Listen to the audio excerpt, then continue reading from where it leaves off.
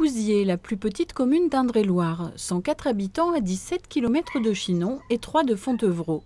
Un havre de paix au cœur de la Rablésie, une nature préservée où Anne, la Belge, comme on dit au village, a choisi de passer sa retraite il y a 3 ans. Pourtant, depuis décembre, Anne a acquis la double nationalité pour pouvoir se présenter comme maire. Une seule liste et déjà du pain sur la planche. Fini. Terminé. Voilà un des problèmes des petits villages. Les boulangers obligés de fermer.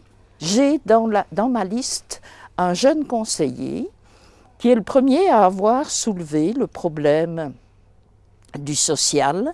Et je me dis, à mon âge, moi j'aimais bien d'avoir une boulangère qui passe, voilà qu'elle ferme. Moi, mère, comme m'aurait dit un de vos personnages célèbres, je ne laisserai jamais une boulangerie se fermer dans le village. La solution, une épicerie ambulante, un bus pour emmener les habitants au marché. Les idées ne manquent pas. Il faut dire qu'Anne a consacré une grande partie de sa vie à la politique à Liège.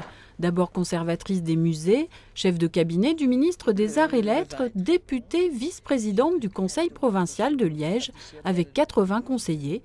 Aujourd'hui à Cousier, seulement 10 colistiers et toujours le même amour de la politique. Très souvent, on dit « Oh, ça c'est des politiques ». C'est une insulte. Pour moi, c'est le plus beau mot qui soit. Le sens grec, savoir gérer la cité, la ville, police. C'est magique. Il faut aimer les gens.